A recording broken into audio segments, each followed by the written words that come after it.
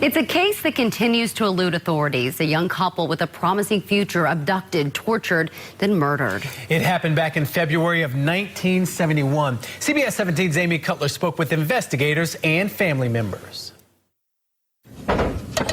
19-year-old Jesse McBain, a popular, athletic, smart NC State student, voted most likely to succeed. His fiancée and high school sweetheart, 20-year-old Patricia Mann, a nursing student at Watts Hospital in Durham.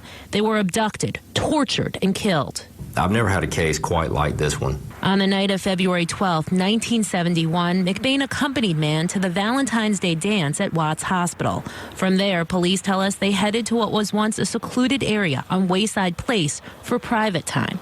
A friend found McBain's car there the following day. According to newspaper reports, the car was locked and had been wiped of fingerprints. Their bodies discovered 2 weeks later, several miles away.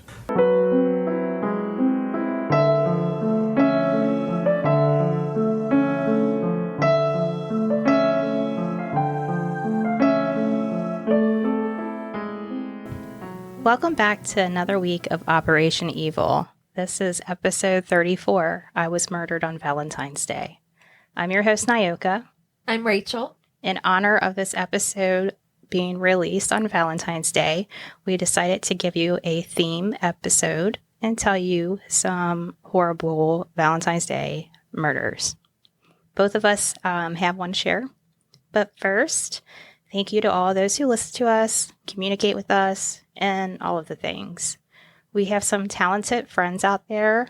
For example, we have a talented woodworking skilled friend that was able to customize this amazing Operation Evil piece. We will post pictures of this on our Facebook page. I recommend going on there to look at it because I just can't describe in words like how cool it is. So if you're interested in his work, I will definitely just message me and I'll give you his name. He's got some amazing work out there.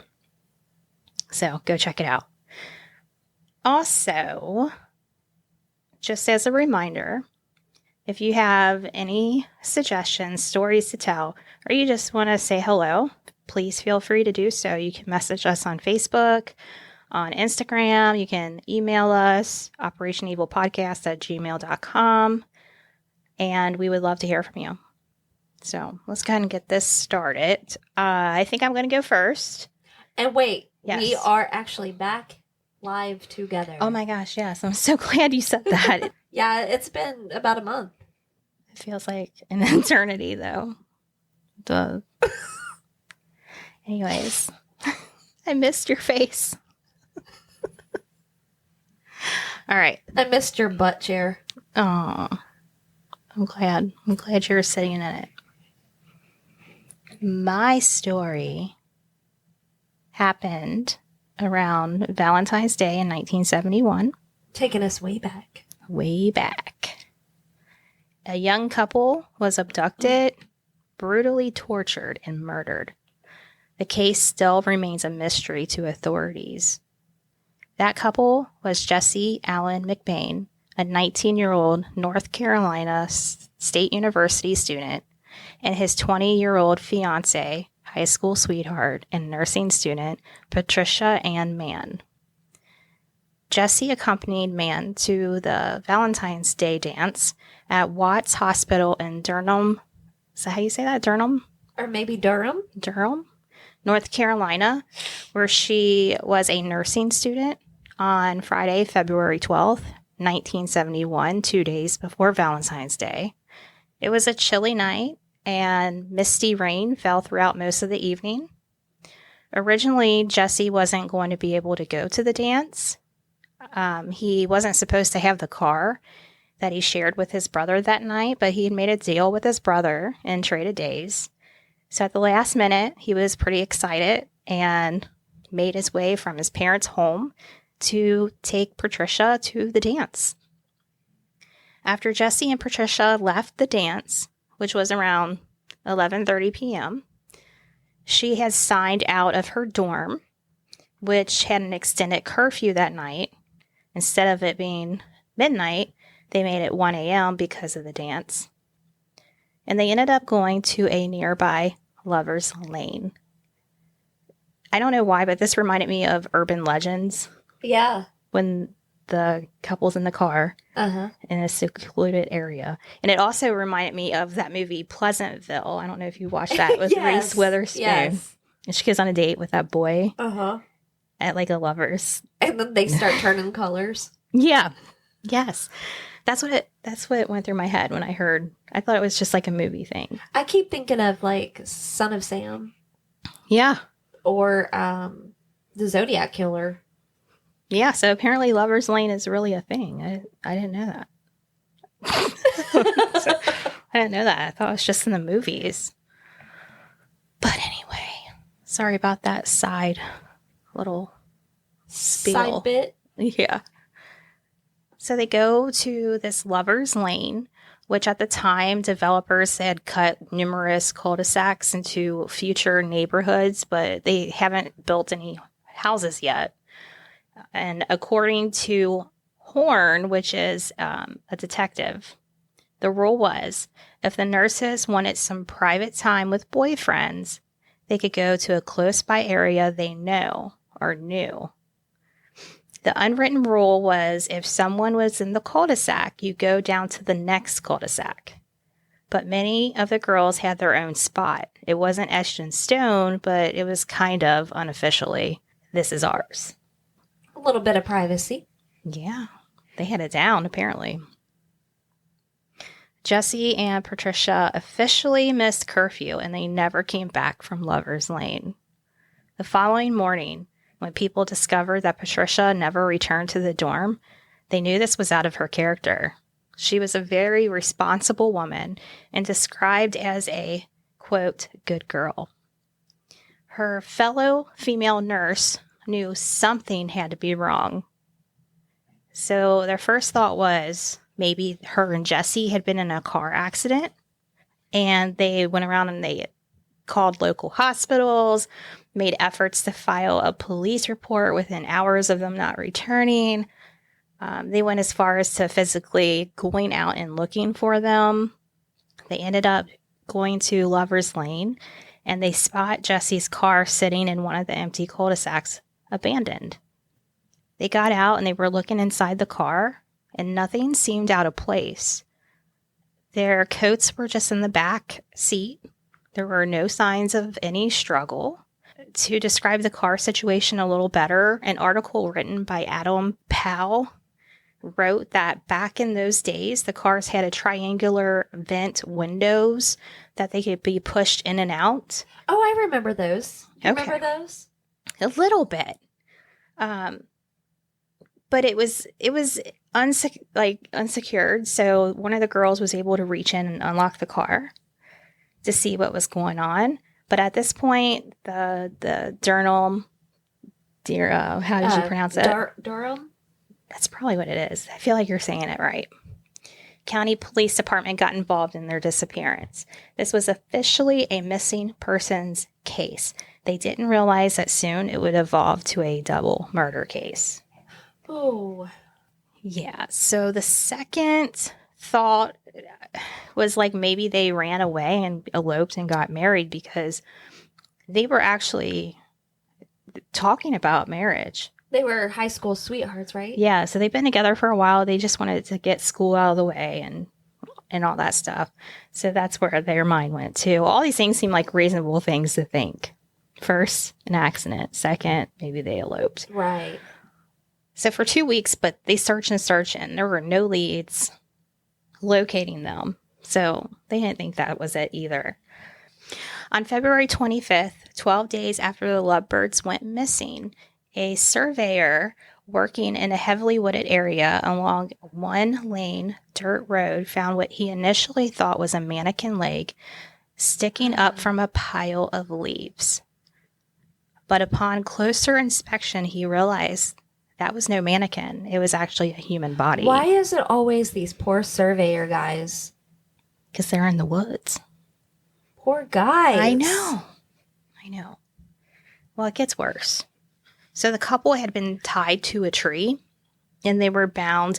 One thing says they were bound individually. Another one said they were bound together. I don't know.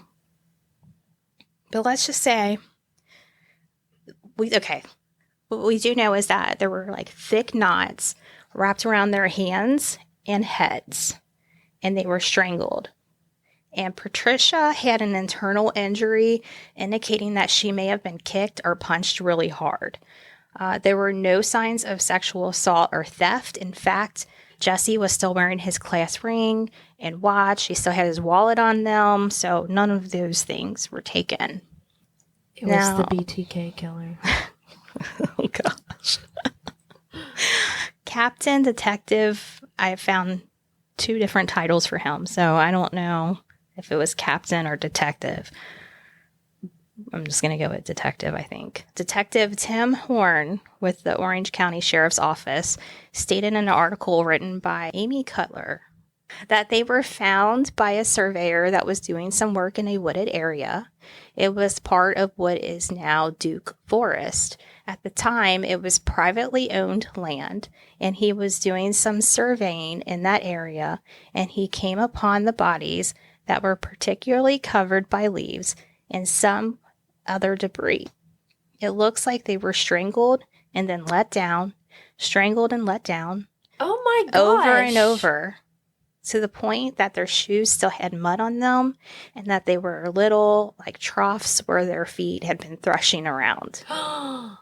So they would go in and out of consciousness. Purposely, this person was doing this to them. BTK did that. And that's torture. Yeah, for real, it is. That's horrible. I don't know. But this seems pretty personal, if you ask me. The couple was also stabbed several times, and the crime scene photos were described as gruesome.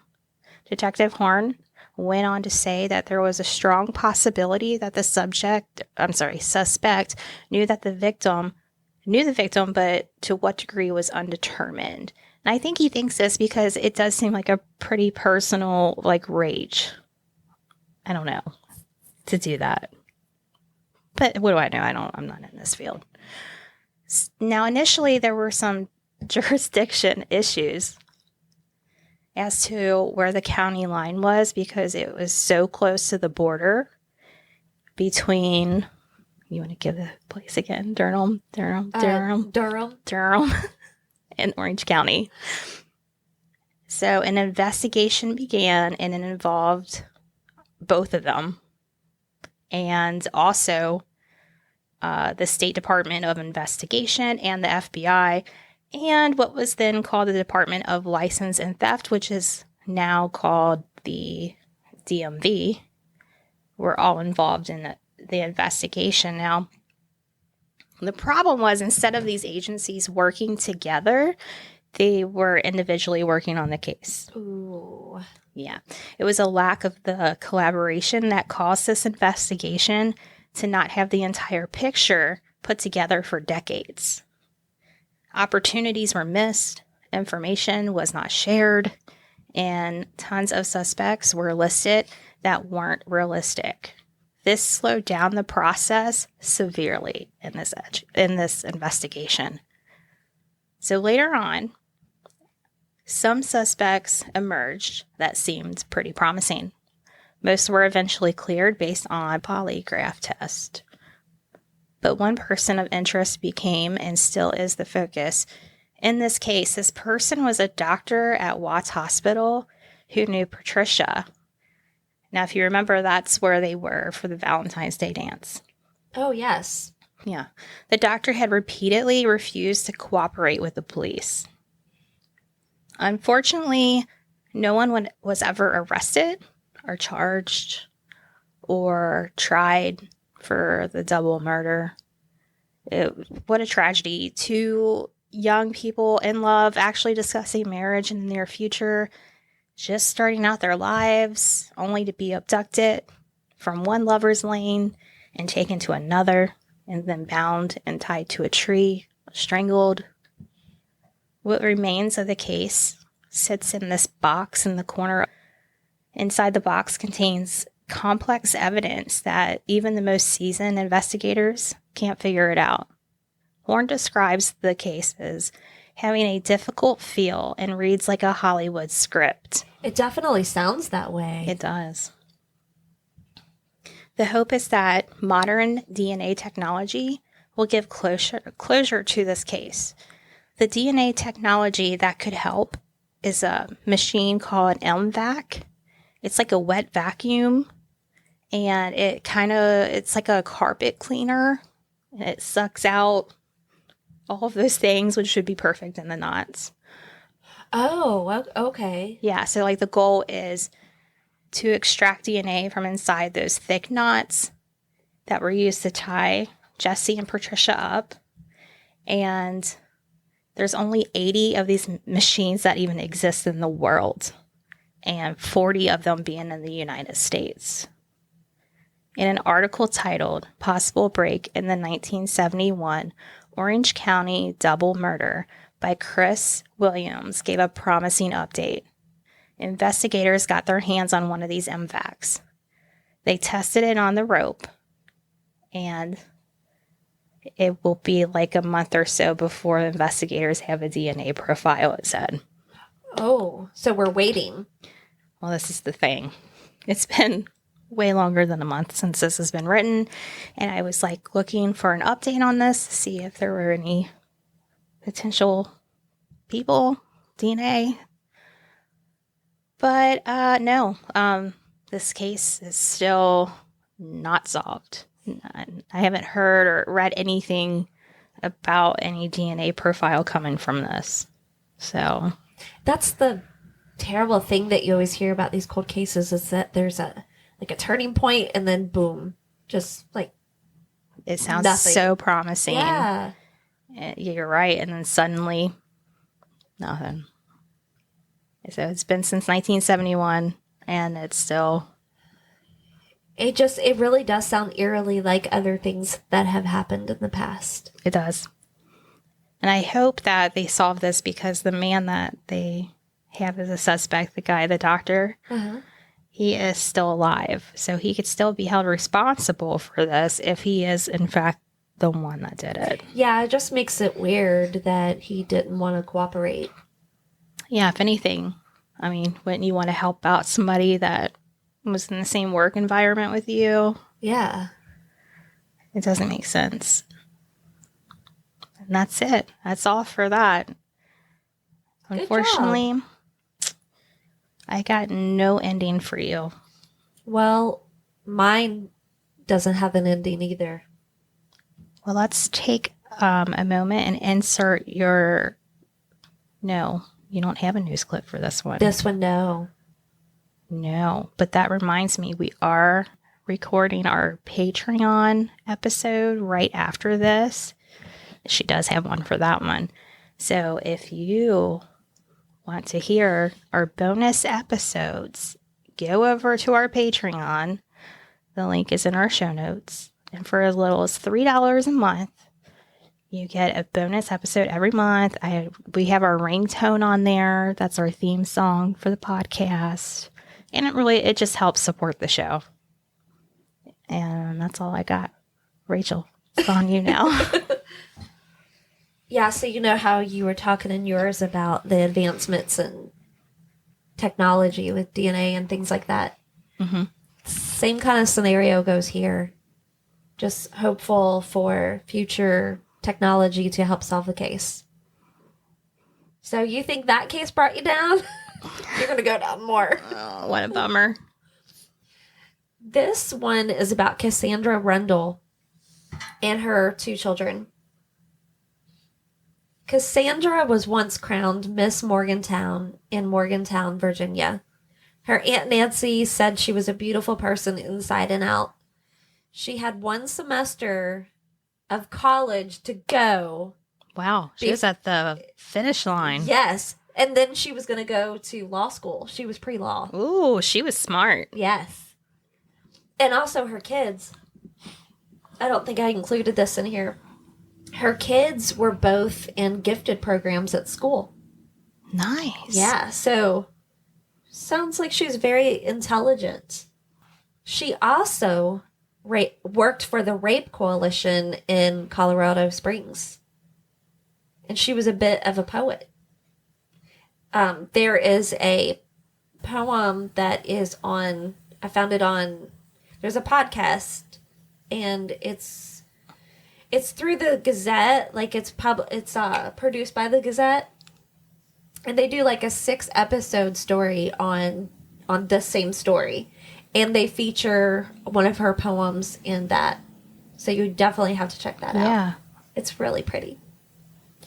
So Cassandra, 38, and her 2 children, Dietrich, 12, and Melanie, 10 years old, were murdered on Valentine's Day in 1985. Cassandra and her children's father, Steve, were high school sweethearts. Isn't that funny how the comparison? Yeah, they're both high both- school Yeah. sweethearts. That's so cute. Wait a second, you're married to your high school sweetheart. Yes. Aw, that's so cute. Okay. All right, so they got married and divorced sometime later in 1974.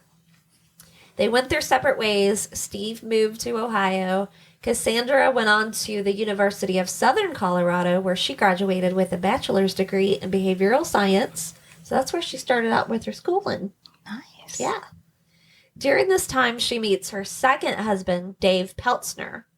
They got married in 1977. 19. Did you hear that? 19? 19. They moved to Colorado Springs in 1978 to make a nice life for their family. Although they remained friends, Dave and Cassandra got divorced in 1983. No. Yeah. But it sounds like they still got along, you know. It was okay. So she's already been married twice. Yes. They say the third time's the charm. Could have been, maybe. Could have been. Oh. As time goes on, in the summer of 84-85, Cassandra decides to put out a personal ad in the Colorado Spring Sun. And they said that the Colorado Spring Sun newspaper is no longer in existence. But for those of you who don't know what personal ads are, back in the day, up until probably, the 90s, until Craigslist came along? Yeah, until the internet was really used by everybody. Yeah.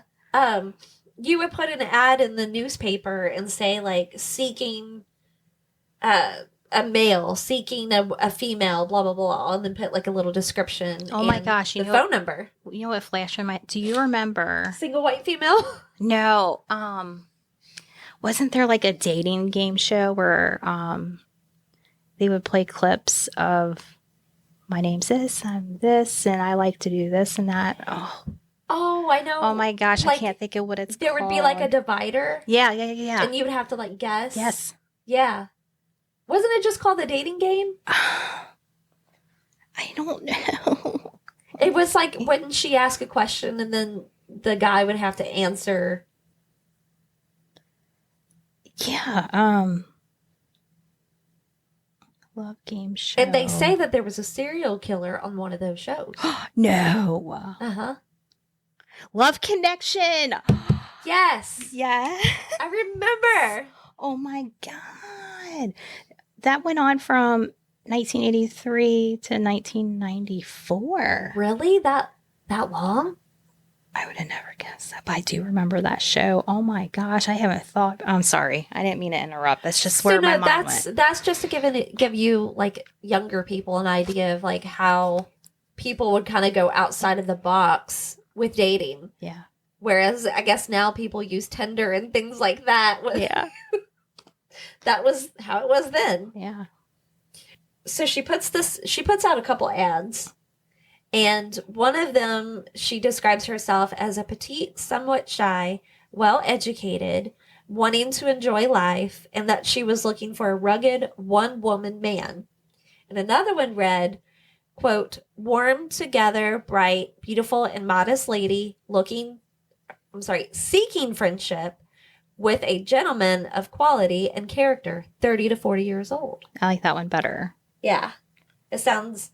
I love that you Nice. actually found what the ad said. Uh-huh. Yeah.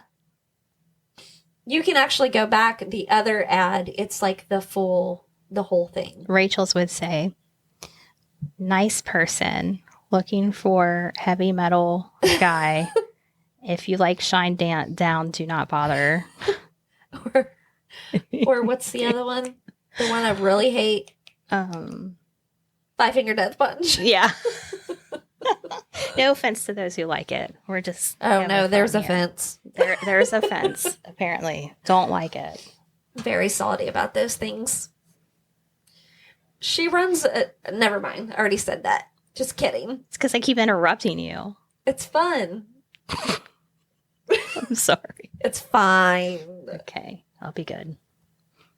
No, then it's going to be boring. All right, I'll keep going then. Ha! I just wanted to make that awkward silence for everyone. All right. So seriously, though, Dave warns Cassandra that he thinks this is dangerous, her doing these ads, but she's like, it's fun. Just like hitchhiking back in the Yeah, oh my 60s, God, 70s. yes. Things we have learned not to do. Yeah. She has about 85 replies. Wow. Yeah. Dang. She was a pretty woman. She was like strawberry. Yeah, but they don't know blonde. that, right? No, I guess they don't. No, I don't think people used to put their picture in there. No. It was kind of like, remember on the Golden Girls?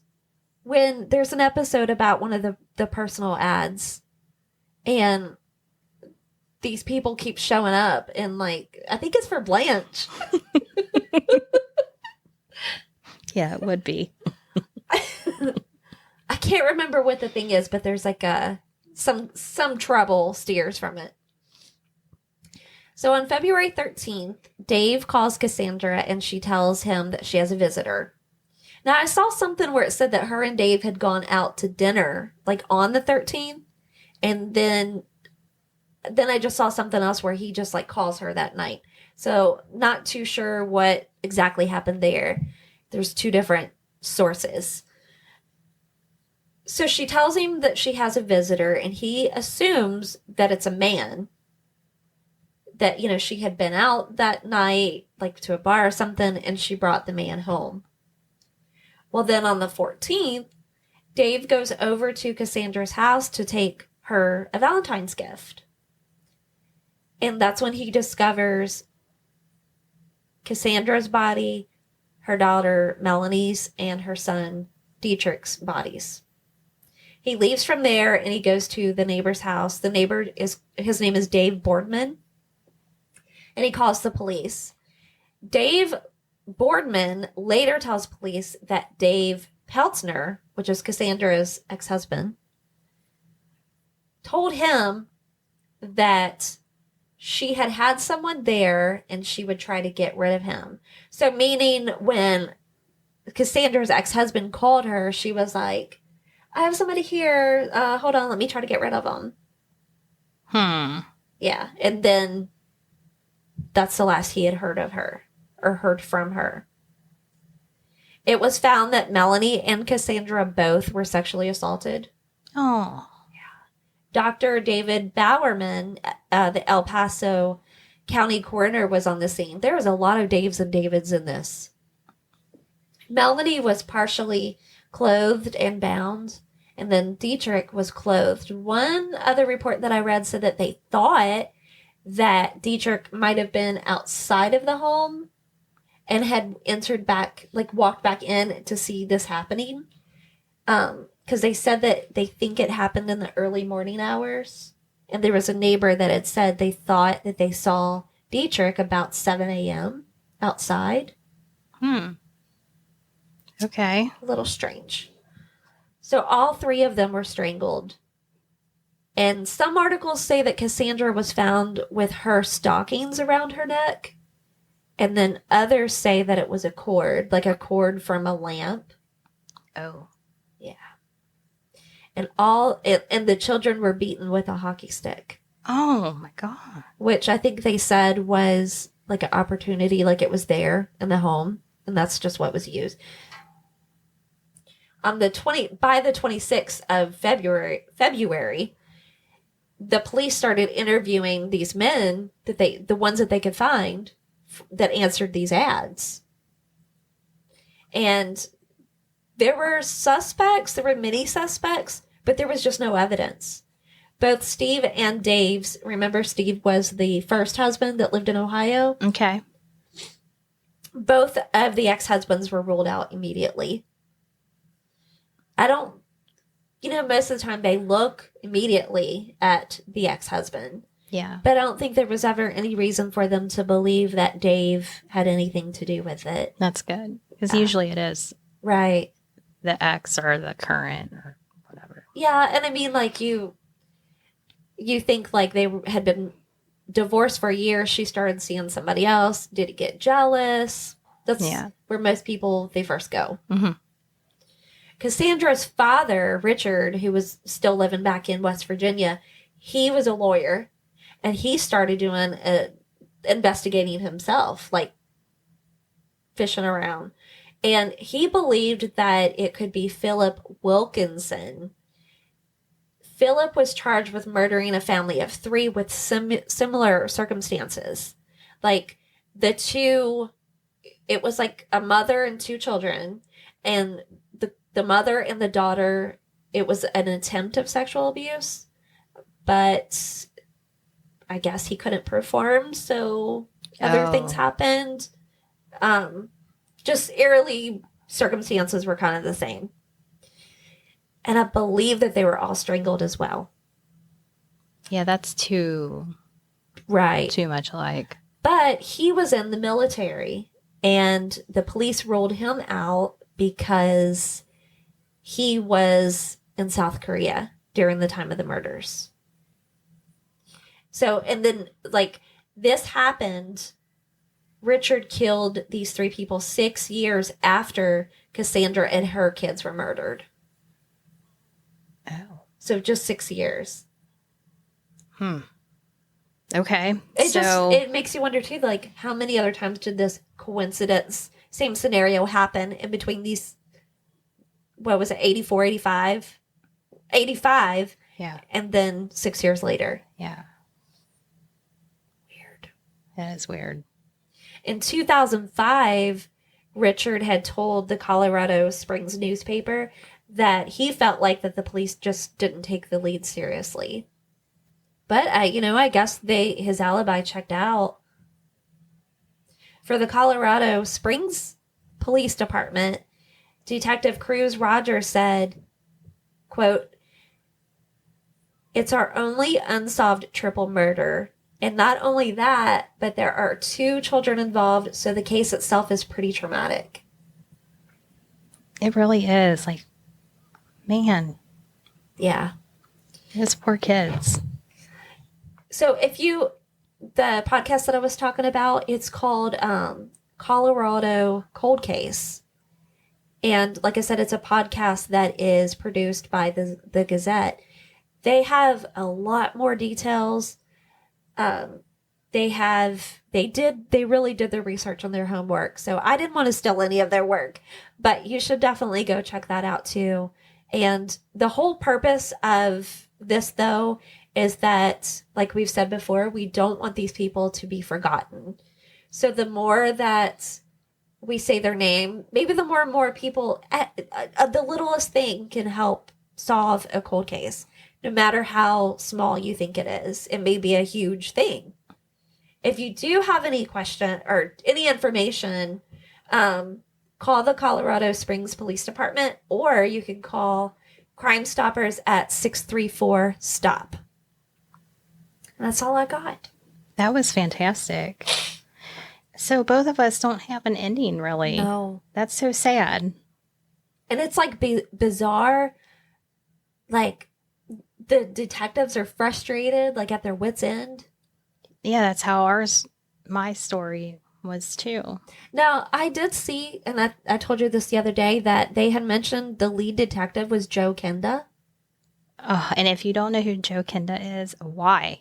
How do you not know if you're into true crime? I tried my darndest to see if I could find connection there. And the only thing that I found was that Joe Kenda will not talk about cases when it comes to women or children. Or might have especially been children. There has been one case that he did talk about that's like, it haunts him. It's like the worst case ever that involves a child.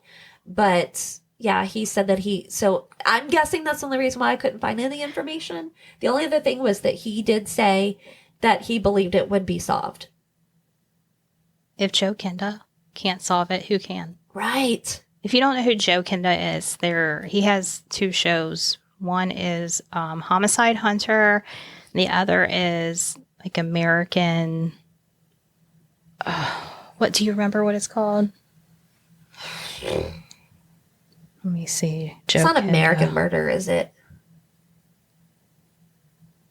Joe Kenda. New show. Sorry, guys, I'm looking this up. American Detective with Okay. Lieutenant Joe Kenda, and then Homicide Hunter. So there might actually, I wonder if there's an episode on this on Homicide Hunter. I looked, but maybe if someone else finds it or hears, maybe because he does a lot of what do you call those things, like talk tables? It's kind of like a podcast where people get together and just talk about different things. Yeah. He does a lot of those kind of things too.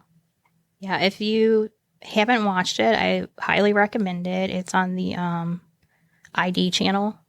Yeah. Yeah. And it's really cool how they do it. I love his my. Yes. my. He's knows his stuff. And the guy that they have playing him, because it's, in his earlier career, because he's retired now. He's a hottie toddy. Yeah. And, I'm just going to bring this randomly up. There was a opening for a police job. And I was totally kidding and said that, look, I can totally be a detective. I should be a detective. One is it runs in my blood. 2 is I've watched so much Joe Kenda that I am confident enough that I can do this. And they just laughed at me. I thought it was legit. Why not? Why not try? Why not? Let's see here if I got anything else. For you lovely people. Mm-hmm. Guess what? I don't. Sorry. Well, that concludes this week's episode. Turns out that Lover's Lane isn't so lovely after all. I don't know. I was just trying to come up with something, okay? Turns out that Valentine isn't all romantic and lovey-dovey. Sometimes love kills. Don't put out any classifieds in the paper. Don't go on Love Connection. Don't go on Tinder. Just don't do any of it. Don't. Stay on your couch. It's the safest. It is the safest. Stay inside for this Valentine's Day. You don't need some man or woman to buy you chocolates. You can buy them yourself. You don't need dinner out. You don't need to walk on the beach. Order. Watch some Joe Kenda instead. Order yourself a pizza or a nice pasta, and you eat that, eat some chocolate, eat some popcorn, have yourself a nice cola. Yeah. And then what you do after that is you head over to our Patreon. And you're like, I want to hear more. Yeah, but before that, you put on some Rammstein and you listen to that song that's like, Ich bin der Alana. All I know is Du hast. It's, okay, the song is called Love is for Everyone. I know that in English. And how do they say it? Is Du hast? Ich da Alana. Oh, Du hast? What does that mean? Du hast? Yeah, what does Du hast mean? You hate me? No, Du hast. Du hast. I think it means you hate Du me. hast. That's Pasta. That's like one of their least favorite of mine. What? It's amazing. And it's one everybody knows. Yeah, it's amazing. Yeah, so that is another thing. I can take any any situation and turn it into a Rammstein situation. She can. It's true. Maybe I've said it before, but anyways. So hop on right over for the bonus episode. We're going to maintain this theme while she's drooling over her band. Going off in a tangent.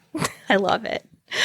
And which, by the way, let me add to, Nyoka and I haven't seen each other for forever. Until this week. Mm-hmm. At the work. They were keeping us apart on purpose. We're just killing time here. We are. No, really, though, if you want to start your own podcast, remember in the show notes, click on that Buzzsprout link. It is an easy way to launch your podcast to get your shows listed on every major platform like Apple Podcasts, Spotify, Google Podcasts, and more. Buzzsprout offers different options depending on how much time you want to podcast per month. There's a free version, and if you want to upgrade, you can do that too. Not sure what equipment that you want to use?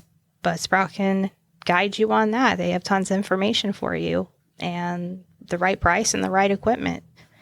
You'll also get a good-looking podcast website and detailed analytics to see how and where other people are listening and tools to promote your episodes.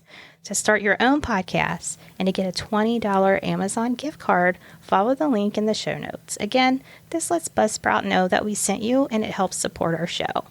One more thing before we go. Rachel, have you sent in your Ancestry DNA test? No, because you have to not eat or drink anything for 30 minutes beforehand, and I can never seem to do so. Okay, so what you're going to do is just bring it to work, and we're going to make this happen, because you don't eat for a while. Yeah. Yeah, so this can work. All right, guys, don't get murdered on Valentine's Day. Be real careful. We'll we'll make another, I can't even talk anymore. Let me just stress, like Josh, like my Joshy says. Joshy. The Joshy Bear, he says, gotta be real careful. So be real careful on the Valentine's Day. Yes, and we'll talk to you next week. Bye. Bye.